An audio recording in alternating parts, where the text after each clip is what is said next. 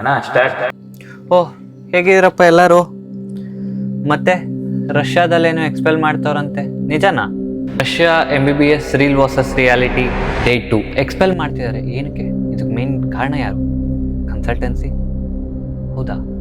ಯಾಕೆ ಕನ್ಸಲ್ಟೆನ್ಸಿ ಯಾಕೆ ಬಂತು ಅಂತನಾ? ಕನ್ಸಲ್ಟೆನ್ಸಿ ಎಲ್ಲರೂ ಮಾಡ್ತಾರೆ, ಹೌದು.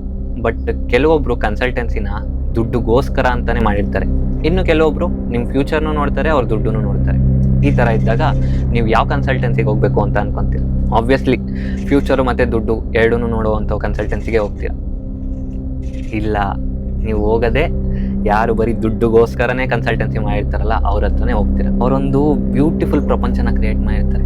ಆ್ಯಕ್ಚುಲಾಗಿ ಏನು ಗೊತ್ತಾ, ಎಲ್ಲಿ ಹಾರ್ಡ್ ವರ್ಕು ಇವೆಲ್ಲ ಏನೂ ಇರಲ್ವಲ್ಲ, ಅದು ಬ್ಯೂಟಿಫುಲ್ಲಾಗೆ ಕಾಣಿಸುತ್ತೆ ಎಲ್ಲರಿಗೂ. ಸೊ ಇವೆಲ್ಲ ಬಿಡಿ, ಫಸ್ಟ್ ನೀವು ಇದನ್ನು ಚೆಕ್ ಮಾಡಿ.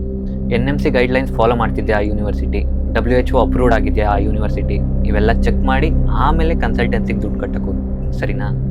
ಇದೆಲ್ಲ ಚೆಕ್ ಮಾಡ್ದಂಗೆ ಆವೇಶದಲ್ಲಿ ಹೋಗ್ಬಿಟ್ಟು ಸಿಕ್ತಪ್ಪ ಅಂತ ಕಟ್ಬಿಟ್ರೆ ಮುಗೀತು.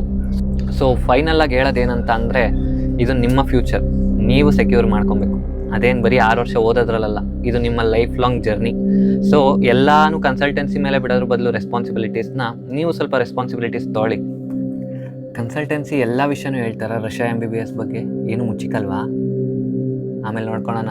ಸಬ್ಸ್ಕ್ರೈಬ್ ಮಾಡ್ಕೊಳ್ಳಿ. ನಿಮ್ಮ MBBS ಫ್ರೆಂಡಿಗೆ ಶೇರ್ ಮಾಡೋದನ್ನ ಮಾತ್ರ ಮರಿಬೇಡಿ. ಫ್ಯೂಚರ್ ಡಾಕ್ಟರ್, ಫ್ಯೂಚರ್ ಸೇವ್ ಮಾಡಿ.